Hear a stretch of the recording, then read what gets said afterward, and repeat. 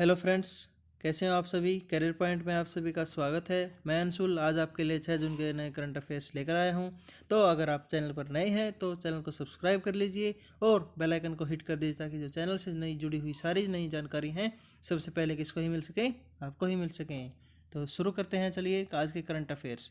तो सारे current affairs को ब्रीफ में जानने के लिए सबसे पहले हम ब्रीफ में जानने से पहले हम क्या करेंगे कि हम उनको एक बार मेन हेडलाइंस के बारे में जान लेते हैं। तो सबसे पहले न्यूज़ क्या है कि जो टाइम्स हायर एजुकेशन है उसने एशिया यूनिवर्सिटी रैंकिंग जो जारी की है उसमें जो इंडियन इंस्टीट्यूट्स हैं उनकी कितनी है, 8 इंस्टीट्यूट आए हैं टॉप 100 की रैंकिंग में। लेकिन आईआईटीज़ का जो पहले रैंकिंग वगैरह होता था उसमें से अभी कुछ डिक्लाइन आया है, तो इसके बारे में हम पूरी न्यूज़ जानेंगे। और नेक्स्ट न्यूज़ है कि जो सिल्वर लेक है, पहले इन्होंने कुछ इन्वेस्टमेंट किया था पिछले 1-2 वीक के अंदर अंदर, तो अभी इन्होंने और 4,550 करोड़ का इन्वेस्टमेंट करने का फैसला लिया है किसमें, जियो प्लेटफॉर्म में। थर्ड न्यूज़ है किरण मजूमदार शाह, ये इनको क्या मिला है, ई वाई वर्ल्ड एंटरप्रेन्योर का अवार्ड मिला है 2020 के लिए। नेक्स्ट है आरबीआई ने क्या किया है, 500 करोड़ का एक फंड किया है किसके लिए, इंफ्रास्ट्रक्चर को, जो पेमेंट इंफ्रास्ट्रक्चर है उसको बूस्ट करने के लिए। फिफ्थ न्यूज़ है मास्टर कार्ड और एक्सिस बैंक के साथ मिलकर और वर्ल्ड लाइन के साथ मिलकर क्या किया है, एक सॉफ्टवेयर लॉन्च किया है जिसको क्या कहते हैं, सॉफ्ट पीओएस का मतलब होता है point of sale, to enable smartphones to be used as POS devices. तो इसके बारे में भी हम क्या करेंगे, डिटेल में पढ़ेंगे। नेक्स्ट है एडिडास। एडिडास इंडिया ने किसको अपॉइंट किया है, अपना एम्बेसडर अपॉइंट किया है मिस वर्ल्ड जो रह चुकी हैं 2017 में, मानुषी छिल्लर। नेक्स्ट न्यूज़ है डीआरडीओ को लेकर के। डीआरडीओ ने क्या किया है, जो पीपी पहनने वाले हैं, पीपी किट, जैसे अभी कोरोना वायरस के केस में चल रहा है, तो उनके लिए क्या किया है, एक डिवाइस डेवलप किया है ताकि उनको स्वेटिंग वगैरह ना हो, तो उनको कंफर्टेबल फील करवाने के लिए एक किया है, डिवाइस डेवलप किया है। तो नेक्स्ट है इंडिया होस्ट करेगा 2022 का एएफसी वुमेन्स एशिया कप, इसके बारे में भी जानेंगे। और जो रोनाल्डो है वो क्या बन गया है, फर्स्ट जो फुटबॉलर बन गया है जिसका जो कौन बन गया है, बिलियनियर बन चुका है। तो इसमें अभी नेक्स्ट न्यूज़ है veteran film maker Basu Chatterjee जो क्या हो गया है, उनका देहांत हो गया है। तो इन सब न्यूज़ के बारे में हम डिटेल में पढ़ेंगे। तो चलिए शुरू करते हैं। और अभी तक भी अगर आपने चैनल को सब्सक्राइब नहीं किया है तो एक बार जाकर के सब्सक्राइब कर लीजिए। और बेल आइकन को तो हिट करना भूलिए ही मत, क्योंकि सबसे पहले आपको न्यूज़ चाहिए ना, तो न्यूज़ चाहिएगी तो क्या करना पड़ेगा आपको, सबसे पहले बेल आइकन को हिट करना पड़ेगा। तो चलिए बढ़ते हैं पहली न्यूज़ की तरफ। पहली न्यूज़ क्या है, रैंकिंग को लेकर के। 8 इंडियन इंस्टीट्यूट हैं जिनको किस में रैंकिंग मिली है, टॉप 100 रैंकिंग मिली है। और आईआईटीज़ का क्या हुआ है, डिक्लाइन हुआ है, क्योंकि उनकी कुछ एजुकेशन सिस्टम में क्या हुआ है, थोड़ा डिक्लाइन हुआ है, जिसकी वजह से उनकी रैंकिंग भी गिरा दी गई है। लेकिन फिर भी 8 जो आईआईटी हैं उन्होंने अपना स्थान ग्रहण कर ही लिया है टॉप 100 की रैंकिंग में। तो ये जारी किसने की है, टाइम्स हायर एजुकेशन ने जारी की है। किसके लिए, एशिया के लिए, एशिया यूनिवर्सिटी रैंकिंग है, क्योंकि एशिया के रीजन के लिए जारी की है। तो इसमें क्या है, एशिया यूनिवर्सिटी रैंकिंग है जिसमें 8 इंस्टीट्यूट हैं टॉप इंडिया में। तो इसमें अभी आगे जानेंगे कि कौन से इंस्टीट्यूट हैं। तो सबसे पहले क्या है, जो इंडियन इंस्टीट्यूट ऑफ साइंस है बेंगलोर, इसने पूरे इंडिया में फर्स्ट पोजीशन हासिल की है। और पूरे जो एशिया रीजन है उसमें कितना हासिल किया है, जो 36 स्पॉट है टॉप 100 में, वो किसने हासिल किया है, Indian institute of science Bengaluru ने। तो और नेक्स्ट है जो आईआईटीज़ हैं उनको कितना कितना स्थान मिला है वो देखते हैं। आईआईटीज़ को जैसे जो एससी बेंगलोर है, जो इंडियन इंस्टीट्यूट ऑफ साइंस है, उसको कितना मिला है, 36वां रैंक मिला है पूरे वर्ल्ड में। और 47वां रैंक किसको मिला है, आईआईटी रोपर में। और जो 59 रैंक है IIT Kharagpur, 55th rank IIT Indore, 65th rank IIT Delhi, 69th rank IIT Bombay, 83rd rank किसको मिला है, आईआईटी रुड़की को। और 92nd रैंक मिला है इंस्टीट्यूट ऑफ केमिकल टेक्नोलॉजी को। यानी इसमें कितने हो गए, 1 2 3 4 5 6, 6 तो हो गए आईआईटी। और कितने हो गए, 2 हो गए, 2 आईआईटी से अलग हो गए, आईआईएससी हो गया बेंगलुरु का, और इंस्टीट्यूट ऑफ केमिकल टेक्नोलॉजी। तो इंस्टीट्यूट ऑफ केमिकल टेक्नोलॉजी है जो, वो बताइए कहाँ है, आप सर्च करके बताइए, या आपको अगर पता है तो आप कमेंट में जल्दी से बताइए। और नेक्स्ट है ग्लोब टॉप 10 यूनिवर्सिटी कितनी है, जो अभी तो ये हमने पढ़ा कि जो इंडिया की टॉप रैंकिंग है, जो 8 जो आई हैं 100 की लिस्ट में, वो कौन सी हैं। अभी देखते हैं कि जो वर्ल्ड की टॉप 10 आई हैं, जो टॉप 10 ग्लोबल आई हैं, वो कौन सी हैं। जो एशिया पैसिफिक रीजन, एशिया निकाला है इन्होंने, Asia region, Times Higher Education ने। तो फर्स्ट है क्या है, टिसिंगुआ यूनिवर्सिटी, कहाँ है ये, चाइना में। सेकंड भी है पैकिंग यूनिवर्सिटी, चाइना में ही। थर्ड यूनिवर्सिटी है national university of Singapore, Singapore. Fourth university है यूनिवर्सिटी ऑफ हांगकांग, हांगकांग में। ये भी एक चाइना, अभी जैसे आपको पता है चाइना में भी क्या सिचुएशन चल रही है, हांगकांग को ऊपर उन्होंने बिल वगैरह पास किया है कि भी उनकी सुप्रीमेसी चली जाएगी और चाइना की सुप्रीमेसी वहाँ पे आ जाएगी, रूल वगैरह बना सकते हैं उनके। चाइना के जो सीक्रेट एजेंट्स हैं वो भी वहाँ पे काम कर सकते हैं, सीक्रेट एजेंसीज हैं वो काम कर सकती हैं वहाँ पे। और फिफ्थ रैंकिंग किसकी है? Hong Kong university of science and technology की। सिक्स्थ रैंकिंग किसकी है? ननयांग टेक्नोलॉजी यूनिवर्सिटी, कहाँ पे है ये? सिंगापुर में। सेवन्थ यूनिवर्सिटी किसकी है? University of Tokyo, Japan. Eighth Chinese university of Hong Kong, तो हांगकांग की आप देख लीजिए 3 आ चुकी हैं, चाइना की 2 आ चुकी हैं। और सियोल नेशनल यूनिवर्सिटी, सियोल कहाँ है ये? सियोल साउथ कोरिया की राजधानी है, तो साउथ कोरिया में होगा ये। 10th है university of science and technology, कहाँ की? चाइना की। और 10th पे 2 है, जैसे अभी है एक है सोंगक्यूंग क्वान यूनिवर्सिटी, ये कहाँ है? साउथ कोरिया में। सॉरी ये मिसप्रिंट हो गया थोड़ा, इसको कर लीजिएगा ठीक। तो नेक्स्ट न्यूज़ की तरफ बढ़ते हैं। नेक्स्ट न्यूज़ क्या है? करंट अफेयर्स किसके रिलेटेड है? बिजनेस एंड इकोनॉमी के रिलेटेड। तो सिल्वर लेक क्या है? ये यूएसए की कंपनी है, इसने कितना इन्वेस्टमेंट करने की फैसला किया है कि जो पहले से इन्वेस्टमेंट कर रहे थे उसके अलावा 4,550 करोड़ का इन्वेस्टमेंट किसमें? जियो प्लेटफॉर्म में करने का इन्होंने फैसला लिया है। तो पहले कितना कर चुके हैं ये? 5,655.75 करोड़ किसने किया है? जो ओरिजिनल इन्वेस्टमेंट लास्ट मंथ की गई थी। अभी इन्होंने कितना फैसला किया है? 4,546.80 करोड़ का इन्वेस्टमेंट करने का फैसला किया है किसमें? जियो के प्लेटफॉर्म्स में। तो नेक्स्ट है, अभी इसका कितना हो गया है टोटल शेयर अभी तक? ये मतलब सारा मिलाकर कितना हो गया? 92,202.15 करोड़ का इन्वेस्टमेंट अभी तक जियो प्लेटफॉर्म ले चुकी है। जैसे कि आपने पिछले वीक्स में पढ़ा भी होगा कि जो फेसबुक है उसने भी इन्वेस्टमेंट किया है, अभी सिल्वर लेक ने किया है, तो बहुत सारी कंपनी है जो जियो प्लेटफॉर्म में इन्वेस्टमेंट कर रही हैं। तो अभी तक इन्होंने कितना हो गया है कि जो 6 वीक से पहले का 6 वीक से भी कम टाइम में कितना 92,202.15 करोड़ का इन्होंने इन्वेस्टमेंट अपना रेज कर चुके हैं ये। नेक्स्ट न्यूज़ किसके बारे में? अवार्ड्स वगैरह के बारे में। अवार्ड्स हो गया या किसी को कोई ख्याति दी है, किसी को कोई मतलब बेस्ट एम्प्लॉयर का अवार्ड दिया है, कुछ ऐसा कुछ मिला है, तो उसमें क्या है? नेक्स्ट है जो किरण मजूमदार शाह है, किसका है ये? बायोकॉन लिमिटेड की है। तो ये बायोकॉन लिमिटेड ने अनाउंसमेंट किया है कि भी उनकी मतलब उन्होंने बताया है लोगों की भी उनके जो एम्प्लॉयर है, एग्जीक्यूटिव चेयरपर्सन है किरण मजूमदार शाह, उनको ईवाई की तरफ से क्या मिला है? EY world entrepreneur of the year award 2020 के लिए। तो नेक्स्ट पढ़ते हैं। नेक्स्ट है करंट अफेयर बैंकिंग और फाइनेंस से रिलेटेड। आरबीआई ने कितना किया है? 500 करोड़ का फंड रेज किया है, क्रिएट किया है किसी के लिए? इंफ्रास्ट्रक्चर, पेमेंट इंफ्रास्ट्रक्चर है। पेमेंट इंफ्रास्ट्रक्चर में क्या क्या आता है? बैंक हो गए, एनबीएफसी होगी जैसे कि पेटीएम बैंक हो गया, अच्छा ये गूगल पे हो गया, फ़ोन पे हो गया, ये सारे किस में आते हैं?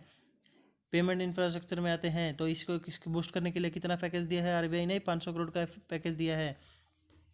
तो इनका इसका जो फंड है इसका नाम क्या है ये पूछ सकते हैं क्वेश्चन में। पेमेंट इंफ्रास्ट्रक्चर डेवलपमेंट फंड है इसका नाम। तो ये आपका क्वेश्चन में, बैंकिंग क्वेश्चन में ज़्यादातर ये पूछ सकते हैं। आरबीआई से रिलेटेड जो काफ़ी न्यूज़ होती हैं वो सारी इंपॉर्टेंट होती हैं, तो इनको ध्यान में रखिए, आप नोट्स बनाते रहिए साथ साथ ताकि एक भी खबर छूटे ना। तो अभी क्या किया इन्होंने? जो payment infrastructure bank development fund raise किया, किसके लिए किया है ये? जो पॉइंट ऑफ सेल का आपको पता होगा कि जैसे आप पेट्रोल पंप वगैरह में जाते हो तो वहाँ पे एक मशीन होती है, इस पर आप कार्ड स्वाइप करके या कोड स्कैन करके क्या कर सकते हो? आप पेमेंट अपनी दे सकते हो, आपको कैश देने की ज़रूरत नहीं है। तो उनको पॉइंट ऑफ सेल कहते हैं कि भाई जिस पॉइंट पे गए वहीं पे अपना पेमेंट दे दी सीधा, आपको कैश ले जाने की ज़रूरत ही नहीं है, अपना कार्ड ले जाओ। या फिर पेमेंट वगैरह पेटीएम से वगैरह से भी होती है आजकल। पेटीएम, गूगल पे, फ़ोनपे, इतनी ऐप बना रखी हैं भीम यूपीआई के थ्रू। एनपीसीआई ने बनाया है भीम यूपीआई को। एनपीसीआई की फुल फॉर्म क्या है? National payment corporation of India. तो इन्होंने किसके लिए कौन सा इंफ्रास्ट्रक्चर डेवलप करना है? फिजिकल एंड डिजिटल मोड्स में। फिजिकल कौन सा हो गया? फिजिकल अभी बताया मैंने जो मशीन होती है। डिजिटल कौन सा हो गया? जो स्कैनर करके आप करते हो पेमेंट वगैरह, वो हो गया डिजिटल मोड्स में। तो इसमें क्या किया है? जो टायर 3 सिटीज़ हैं, टायर 6 सिटीज़ हैं, उनमें क्या किया है? नॉर्थ ईस्टर्न स्टेट है, जो सेंट्रल स्टेट है जैसे कि दिल्ली हो गया, मध्य प्रदेश हो गया, तो ये जो और ऊपर के हरियाणा पंजाब हो गया, ये नॉर्थ और किस में आते हैं? सेंट्रल स्टेट्स में आते हैं। तो आरबीआई ने क्या किया है कि जो इनिशियल कंट्रीब्यूशन है 250 करोड़ का, 500 करोड़ का फंड रेज किया है, उसमें से 250 करोड़ आरबीआई देगा अपने आप, कोई दिक्कत नहीं है, हम देंगे, हम देंगे। बाकी कितना कौन देगा? बाकी देंगे जो कार्ड इश्यूज बैंक है या फिर कार्ड नेटवर्किंग ऑपरेटिंग है, जैसे कि जो बैंकिंग वगैरह हो गए, बैंक ऑफ बड़ौदा हो गया, पंजाब नेशनल बैंक हो गया, एसबीआई हो गया, ये किस में आ गए? कार्ड इशूइंग बैंक में। और कार्ड नेटवर्क ऑपरेटिंग में क्या आ गए? वीज़ा हो गया और मास्टर कार्ड हो गया, रुपये हो गया, ये आते हैं कार्ड नेटवर्क्स ऑपरेटिंग में।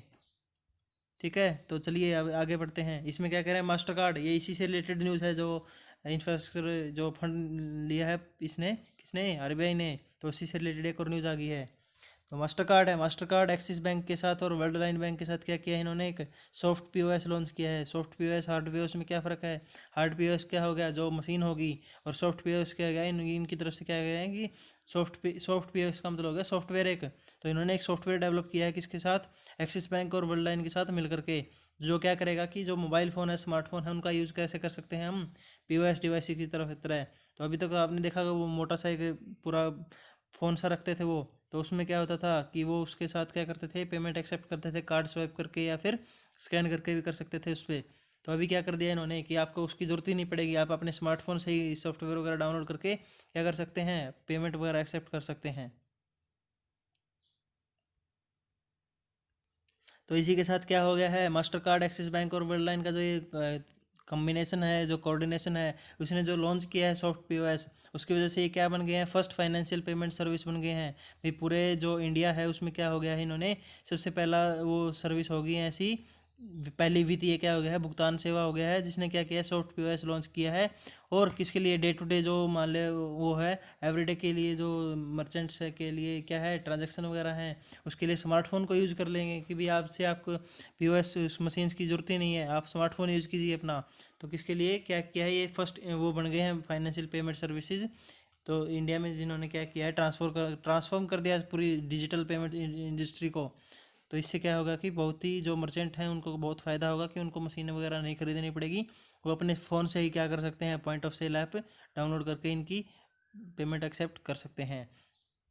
तो इससे क्या क्या इन्होंने क्या क्या सुविधा दी है इन्होंने, ये क्या क्या है, फेस टू फेस पेमेंट होगी, भारत क्यूआर कोड हो गया, एनएफसी की पेमेंट होगी, कुछ भी मतलब लिंक बेस हो गया, कोड बेस हो गया, क्यूआर स्कैनर से हो गया। तो हर तरह की पेमेंट क्या की जाएंगी, एक्सेप्ट की जाएंगी। होम डिलीवरी वगैरह करनी है किसी को, तो होम डिलीवरी पे वो मशीन लेके थोड़ी जाएगा, वो उनके पास क्या होता है, स्मार्टफोन होता है। जैसे जोमेटो वाले हो गए, उनके पास स्मार्टफोन होता है, वो मशीन नहीं खरीद सकते, तो क्या करेंगे, मशीन की जगह क्या करेंगे, स्मार्टफोन में उनकी ऐप होगी। किस किस की ऐप होगी, तो ये मास्टर कार्ड हो गया, एक्सिस बैंक हो गया, वर्ल्ड लाइन हो गया, इन तीनों के जो कॉम्बिनेशन से जो ऐप ये बनाएंगे, कुछ बनाएंगे, ऐप बनाएंगे, सॉफ्टवेयर बनाएंगे, वो डाउनलोड करना होगा बस। उसके बाद क्या होगा, उसके पॉइंट ऑफ सेल की ऐप की जरूरत, वो उसको पॉइंट ऑफ सेल डिवाइस की जरूरत ही नहीं पड़ेगी, फ़ोन से ही अपना सब कुछ पेमेंट वगैरह एक्सेप्ट कर सकते हैं वो। तो अभी जो ये स्मॉल मर्चेंट वगैरह है, अभी जैसे बड़े कंपनी है जो क्या हो गया, पेट्रोल पंप हो गया या बड़े बड़े रेस्टोरेंट हो गए, वो तो चलो ठीक है, खरीद सकते हैं point of sale app machine, उन्हें कोई प्रॉब्लम नहीं आएगी थोड़ा बहुत पैसा लगाने में। लेकिन जो छोटे मर्चेंट है, जो रेडी वाले हो गए या फिर जो छोटे छोटे मर्चेंट है, सब्जी वाले हो गए, उनको ये ऐप ये ख़रीदने में काफ़ी पैसा लगता है उनका। तो इसलिए उनमें क्या हो गया, उनके पास स्मार्टफोन होता है, तो उसमें क्या कर सकते हैं, वो इनका जो सॉफ्टवेयर है वो डाउनलोड करके क्या कर सकते हैं, पेमेंट एक्सेप्ट कर सकते हैं। तो इस सुविधा का नाम इन्होंने क्या दिया है, जो कॉन्टैक्टलेस पेमेंट है, इसका नाम दिया है टैप ऑन फ़ोन। किसका मतलब क्या है कि जो कार्ड होल्डर है उसको क्या करना पड़ेगा, जो कॉन्टैक्टलेस कार्ड मिलेंगे उसको, उससे क्या करना है, स्मार्टफोन पे सिर्फ टैप करना है और उसकी पेमेंट हो जाएगी। तो सोशल डिस्टेंसिंग का भी इसको इसमें पूरा ध्यान रखा गया है। तो एक्सिस बैंक के बारे में जान लेते हैं। एक्सिस बैंक का हेडक्वार्टर कहाँ है, मुंबई महाराष्ट्र में। और सीईओ कौन है इसके, अमिताभ चौधरी। टैगलाइन इसकी, बढ़ती का नाम जिंदगी। मास्टर कार्ड क्या है, मास्टर कार्ड का हेडक्वार्टर है न्यूयॉर्क, यूनाइटेड स्टेट्स की क्या है ये, एक कंपनी है जिसका सीईओ कौन है, अजय बंगा, ये इंडिया का है सीईओ। अब वर्ल्ड का मत समझ लेना, जो सीईओ है ये है इंडिया, मास्टर कार्ड इंडिया का। नेक्स्ट है करंट अफेयर, किसके बारे में, अपॉइंटमेंट के बारे में। अपॉइंटमेंट किसको अपॉइंटमेंट मिला है, जो मिस वर्ल्ड रह चुकी हैं 2017 में, मिस वर्ल्ड कौन थी, मानुषी चिल्लर, उनको क्या बनाया गया है, एडिडास द्वारा, एडिडास इंडिया का ब्रांड एम्बेसडर बनाया गया है। इससे पहले कितने हैं, और भी हैं, अभी ये अकेली ब्रांड एम्बेसडर नहीं है।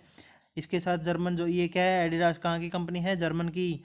तो जर्मन का जो एडिडास का ब्रांड है, उसने क्या किया है, मिस वर्ल्ड को क्या किया है, मानुषी चिल्लर को ब्रांड एम्बेसडर बनाया है। इसके से पहले इनके साथ के कितने जुड़े हुए हैं, पहले भी कम से कम 20 अदर जो टॉप एथलीट हैं, जैसे कि रणवीर सिंह हो गया, ये तो वो है, रणवीर सिंह एक्टर हैं, और जो रोहित शर्मा हो गया, हिमा दास हो गया, ये सारे क्या हैं, एथलीट्स हैं, स्पोर्ट्स पर्सन हैं। तो ये तकरीबन 20 बंदों को जोड़ चुके हैं ये अपने ब्रांड एम्बेसडर के तौर पर। तो अभी जी ने क्या किया है, जो एडिडास है उसने क्या किया है, जो एक तकरीबन मिलियन लोगों को क्या किया है, जो पूरे ग्लोब है एनकरेज किया है, जिसमें कि इंडिया भी एक पार्ट है। ताकि किसके लिए, होम टीम हीरो चैलेंज के लिए, जो करता है कि जो WHO कोविड-19 रिस्पॉन्स फंड है उसमें पैसा जाएगा उसके लिए। तो आप उन्होंने एक फंड रेज कर दिया एक तरह से कि भी आप ये इसके थ्रू जो होम टीम हीरो है ये एक प्रोग्राम चला दिया, जिससे कि क्या है WHO का जो कोविड-19 रिस्पॉन्स फंड है भी कोविड-19 के से लड़ने के लिए जो फंड बनाया गया है WHO द्वारा, उसमें क्या करेगा, कंट्रीब्यूशन करेगा। तो आपको पता है कि एडिडास की क्या आती हैं, ऐप्स वगैरह आते हैं, जैसे कि आपने देखा होगा कई कंपनियों की वो आती हैं, फिटबिट आता है या फिर ऐप भी आती हैं जो क्या करती हैं, फिटनेस को स्कैन करती हैं, फिटनेस को मेंटेन करती हैं, फिटनेस को रेगुलेट करती हैं। तो उससे क्या होगा, ये जो एडिडास की कंपनी है उसने क्या किया है कि जो हर $1 के इसको हर घंटे $1 क्या करेगा, डोनेट करेगा, किससे, कहाँ से, जब फिटनेस एक्टिविटी जो क्लॉक की जाएगी किसके द्वारा, जो रनिंग ऐप हैं, एडिडास की ट्रेनिंग ऐप हैं, तो उनके द्वारा कब तक, 7 जून। तो ये डेट काफ़ी इंपॉर्टेंट है। तो 7 जून तक जितनी भी ऐपों में क्या होगा, जो रनिंग और फिटनेस एक्टिविटी ट्रैक की जाएगी, क्लॉक की जाएगी, उससे क्या हर घंटे कितना होगा, $1 देंगे। तो अभी आगे एडिडास के बारे में थोड़ा पढ़ लेते हैं। उसका हेडक्वार्टर क्या है, CEO कौन है, तो हेडक्वार्टर कहाँ है, हेर्ज़ोगेनारोच कहाँ है, जर्मनी में, और CEO कौन है, कैस्पर रूस्टेड, कैस्पर रूस्टेड। तो नेक्स्ट न्यूज़ है साइंस एंड टेक्नोलॉजी से रिलेटेड। तो DRDO ने क्या किया है, डेवलप एक डिवाइस किया है ताकि जो PPE किट पहनते हैं उनको क्या हो, कंफर्टेबल फील हो और उनको क्या हो, स्वेटिंग भी ना हो। तो इसके लिए क्या विकास किया गया, डेवलप किया है इन्होंने डेवलप किया है, DRDO का फुल फॉर्म है defence research and development organisation. इसने डेवलप किया है एक डिवाइस जिसका नाम है सुमेरू पैक्स, दैट हेल्प्स किसको करता है, PPE किट होल्डर को। PPE किट जो फिर पहनता है, PPE किट आपको पता है क्या है, पर्सनल प्रोटेक्टिव इक्विपमेंट। इसमें बहुत सारे इक्विपमेंट आते हैं, हेड गियर, माउथ गियर, और फिर पूरा वो एक पॉलीथीन सा कपड़ा होता है जो पूरा शरीर पे पहनते हैं कपड़ों के ऊपर। तो इससे क्या होता है कि जो वायरस वगैरह है उससे इन्फेक्शन से बचे रहते हैं। तो उसके जो उसको जैसे उनके अंदर अभी गर्मियाँ चल रही हैं तो वो पहनते हैं तो उनको गर्मी लगती है, पसीना भी आता है, तो अनकंफर्टेबल होते हैं। इससे क्या करते हैं वो, मतलब जो अपना ट्रीटमेंट वगैरह करना है उनको, उससे में थोड़ी उनको प्रॉब्लम होती है। तो इससे बचाने के लिए DRDO ने क्या डेवलप किया है, सुमेरू पैक्स, ये डेवलप किया है ताकि उनको गर्मी ना लगे, पसीना ना आए। तो इसमें क्या है, DRDO ने क्या डेवलप किया है, पर्सनल एयर कंडीशनर सिस्टम हो गया, एक तरह से पर्सनल AC हो गया उनका। ये भी उनको स्मॉल पैक कर दिया, 500 ग्राम का वेट होगा, ज़्यादा पर आधी किलो का वेट है, कोई ज़्यादा वेट नहीं है। तो क्या करेगा, इसमें 39 डिग्री सेल्सियस के टेम्परेचर पे मेंटेन रखेगा, उसको गर्मी ने उनको गर्मी नहीं फील होने देगा।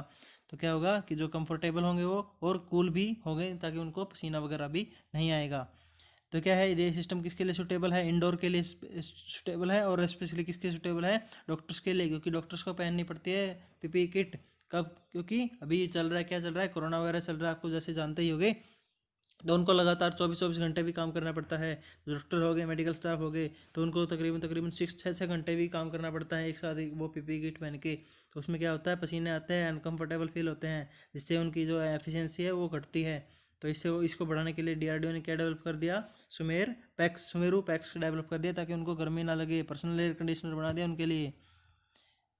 इसमें क्या है कि जो डिवाइस है क्या करता है, जो बाहर से हवा खींचता है फिल्टर के थ्रू, उसको फिर मॉइस्ट करता है, और क्या करता है फिर उसके फेस पे क्या करता है, जो मतलब पर्सन जो PPE किट पहनता है उसके फेस पे उसको हवा को ठंडी करके डालता है ताकि उसका जो नेक एरिया हो गया, हेड एरिया हो गया, तो वो क्या रहे, ठंडा रहे और कूल रहे। तो DRDO के बारे में जान लेते हैं। DRDO का हेडक्वार्टर कहाँ है, न्यू दिल्ली में। कब फाउंड हुए थे DRDO, 1958 में। और अभी चेयरमैन कौन है इसके, G Satish Reddy, doctor G Satish Reddy. तो ये DRDO के बारे में काफ़ी इन्फॉर्मेशन है, इसको आपको जानना ज़रूरी है, तो ये नोट कर लीजिएगा। जो DRDO का हेडक्वार्टर है दिल्ली में है, फाउंडेड है 1958 में फाउंड हुआ था, और चेयरमैन है doctor G Satish Reddy. Next news है स्पोर्ट्स से रिलेटेड। नेक्स्ट न्यूज़ क्या है कि जो इंडिया ने क्या किया है, होस्ट करेगा किसको, 2022 AFC women's Asia Cup. AFC क्या है यहाँ पे, AFC है एशियन फुटबॉल कन्फेडरेशन, यानी कि जो एशिया है पूरा उसका जो फुटबॉल का एसोसिएशन है उसको क्या कहते हैं, जो रेगुलेट करता है पूरी एक्टिविटीज़ को फुटबॉल से रिलेटेड हुई, उसको कौन है वो, एशियन फुटबॉल कन्फेडरेशन। इसने क्या अवार्ड किया है कि होस्टिंग जो राइट हैं इंडिया को दे दी हैं 2022 के वुमेन एशिया कप के। तो ये फर्स्ट टाइम हुआ किस कब से, 1979 से। तो 1979 में क्या हो गया था कि रनर अप बन गया था इंडिया, कि भी जो इंडिया था उन्हें जो मतलब इनको ये मैच जीता तो नहीं था ये पूरा टूर्नामेंट, लेकिन क्या है रनर अप यानी सेकंड को वो मिला था उसको। तो ये किसने डिसीजन किसने लिया है, AFC ने लिया है, कमेटी ने अपनी मीटिंग में, कि भी इंडिया को क्या दिया जाएगा 2022 का वुमेन एशिया कप का जो होस्टिंग है राइट है वो दिए जाएंगे इंडिया को। एशियन फुटबॉल कॉन्फेडरेशन के बारे में जान लेते हैं। हेडक्वार्टर कहाँ है ये? कुआलालंपुर। कहाँ है ये? मलेशिया में। नेक्स्ट है प्रेसिडेंट। प्रेसिडेंट कौन है? सलमान बिन इब्राहिम अल खलीफा।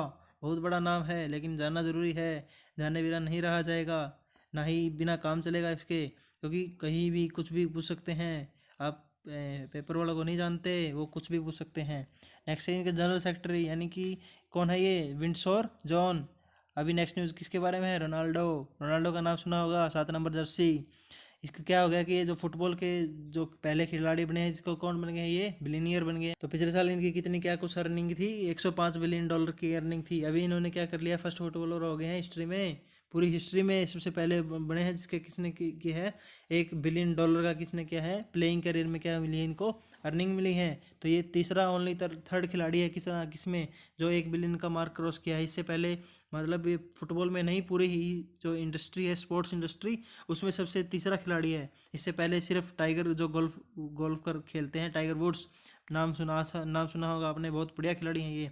और बॉक्सर फ्लोइड मेवेदर, इनको ये 2 ही खिलाड़ी रह चुके हैं इससे पहले जिनका 1 बिलियन डॉलर की अर्निंग हुई है। कोई भी फुटबॉल गेम आ गया, कोई भी गेम आ गया, फुटबॉल हो गया या फिर बास्केटबॉल, टेनिस, गोल्फर, बॉक्सिंग, सब गेम आ गए, सब में सिर्फ 2 ही खिलाड़ी आज तक हुए हैं जिनका क्या है 1 बिलियन डॉलर की जिन्होंने अर्निंग्स अर्न की हैं अभी तक।